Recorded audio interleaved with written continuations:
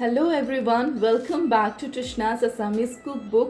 আজি এটা মই নতুন ৰেচিপি লৈ আহিছোঁ চিকেন মোমো আৰু লগতে মই মোমো চাটনি ৰেচিপিটো শ্বেয়াৰ কৰিম।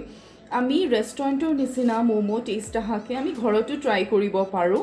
ভিডিঅ'টো এণ্ডৰলৈকে চাব। যদি ভাল লাগে প্লিজ লাইক আৰু ছাবস্ক্ৰাইব কৰিবলৈ নাপাহৰিব চেনেলটো। তেনেহ'লে দেৰি নকৰি ভিডিঅ'টোলৈ আগবাঢ়ো ব'লক।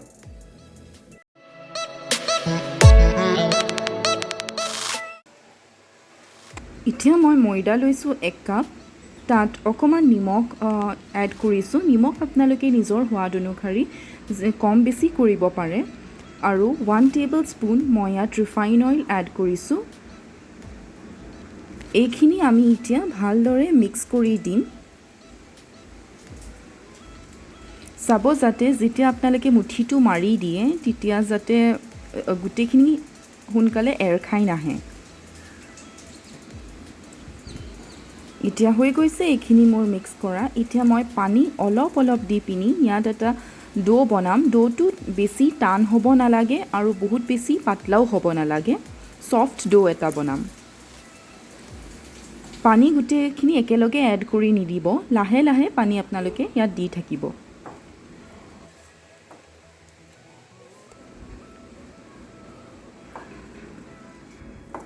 এয়া দেখিছেনে মোৰ ডোটো ৰেডি হৈ গৈছে। এতিয়া এনেকৈ ভালদৰে মই আৰু অলপ মুঠা মাৰি পিনি মাৰি লৈছোঁ।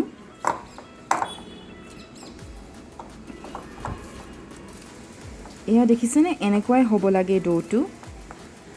এতিয়া মই ইয়াৰ ওপৰত অকণমান ৰিফাইন অইল এড কৰি পিনি আকৌ এবাৰ মুঠি ল'ম।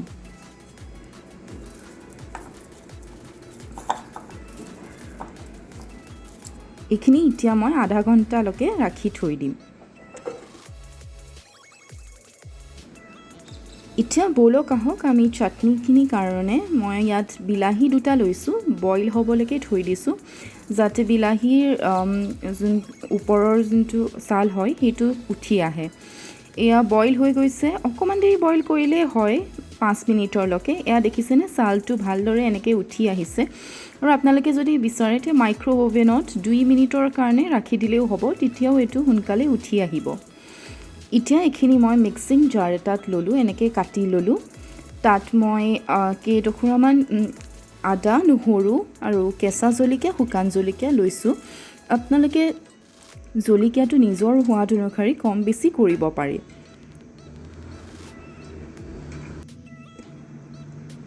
এতিয়া মই ইয়াত অলপ নিমখ এড কৰিছোঁ। অকণমান ৰেড চিলি পাউডাৰ এড কৰিছোঁ। এতিয়া এইখিনি মই পিচি দিলোঁ। এয়া দেখিছেনে এনেকুৱা টেক্সচাৰ হৈছে। পানী ব্যৱহাৰ নকৰিব ইয়াত। এতিয়া ব'লক আহক আমি চিকেনখিনিলৈ আগবাঢ়োঁ।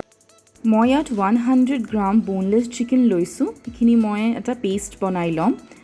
আৰু ইয়াত মই এটা সৰু চাইজৰ পিঁয়াজ লৈছোঁ, ধনিয়া লৈছোঁ, জলকীয়া লৈছোঁ, নহৰু কেইফুটামান আৰু আদা লৈছোঁ। এই চপাৰটোত মই এইখিনি মিক্স কৰি কাটি ল'ম। এতিয়া যোনখিনি মই চিকেন আপোনালোকক দেখাইছিলোঁ যে সেইখিনি মই মিক্সিত গ্ৰাইণ্ড কৰি ল'লোঁ। এনেকুৱা আমাৰ টেক্সচাৰটো হৈছে। আৰু এইখিনি যে মই কৈছিলোঁ আপোনালোকক মই চপাৰটোত কাটি লৈছোঁ। চপাৰটোত কাটিলে বহুত মিহিকৈ কাটা যায়, সেইটো কাৰণে চপাৰ যদি আছে তেনেহ'লে ইউজ কৰিব। ইয়াত মই 1 tablespoon black pepper add কৰিছোঁ আৰু নিমখ সোৱাদ অনুসৰি এড কৰিছোঁ। ইয়াত 1 tablespoon soya sauce add কৰিছিলোঁ দেখুৱাবলৈ থাকিলে। এতিয়া এইখিনি ভালদৰে এনেকৈ মিক্স কৰি দিম। এতিয়া আধা ঘণ্টাৰ পিছত ডোটো চাওক ছফ্ট হৈ গৈছে। এতিয়া আমি এনেকৈ সৰুকৈ যেনেকৈ ৰুটি বনাবলৈ লওঁ তেনেকৈ আমি ছেপাৰেট কৰি পিনি ৰাখি থ'ম। এতিয়া আমি ৰুটিখন যেনেকৈ বেলোঁ তেনেকৈয়ে বেলিব লাগিব, কিন্তু পাতলা হ'ব লাগিব। যিমানেই পাতলা হয় সিমানেই ভাল হ'ব। ট্ৰান্সপাৰেণ্ট নিচিনা কৰি দিব। এয়া দেখিছেনে ইমানেই পাতলা কৰিছোঁ মই। এতিয়া ইয়াৰ ওপৰত সেই ষ্টাফিংখিনি চিকেনৰ মই দিছোঁ। ছাইডৰ পৰা এনেকৈ মই পানী অকণমান লগাই দিছোঁ। এতিয়া এইটো মই চবতকৈ ইজিটো দেখাইছোঁ আপোনালোকক। এনেকৈ জাষ্ট প্ৰেছ কৰি দিব, ইখনৰ লগত ইখন চিপকি যাব। তাৰ ছাইডতো অকণমানকৈ লগাই দিব। তাৰ পৰা এনেকৈ এবাৰ ফ'ল্ড মাৰি দিব। এইটো চবতকৈ ইজি হয় বনাবলৈকে। আৰু মই এইটোৱে বেছিকৈ ইউজ কৰোঁ বনাবলৈ।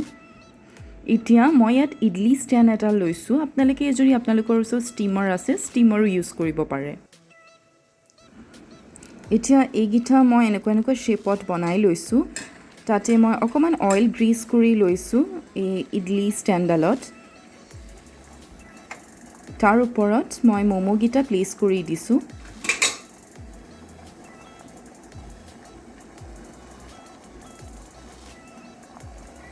আৰু এইখিনি আমি 12 to 15 মিনিটৰলৈকে মিডিয়াম ফ্লেমত ৰাখি থ'ম। আৰু তাতকৈ বেছি সময় নকৰিব, নহ'লে টান হৈ যাব। এয়া 12 মিনিটৰ পিছত মই উঠাই চাইছোঁ, এইখিনি আমাৰ হৈ গৈছে কুক ভালদৰে। ৰেডি হৈ গ'ল আমাৰ চিকেন ম'ম'। মই আজি চাটনিৰ লগত ছাৰ্ভ কৰিছিলোঁ। এনেকৈ এবাৰ বনাই চাবচোন, খাবলৈ ভাল লাগে। আৰু এতিয়া আমি লকডাউনৰ টাইম হয়, ওলায়ো যাব নোৱাৰোঁ, বাট ডিফাৰেণ্ট বেলেগ ধৰণৰ খানাবোৰ খাবও মন যায়। তো ঘৰতে এনেকৈ ট্ৰাই কৰি চাবচোন। তো যদি মোৰ ভিডিঅ'টো চাই ভাল লাগিলে প্লিজ লাইক আৰু ছাবস্ক্ৰাইব কৰিবলৈ নাপাহৰিব চেনেলটো। তো এতিয়ালৈ আহোঁ আৰু এটা নেক্সট ভিডিঅ'লৈ জল্দি লগ পাম। Bye bye.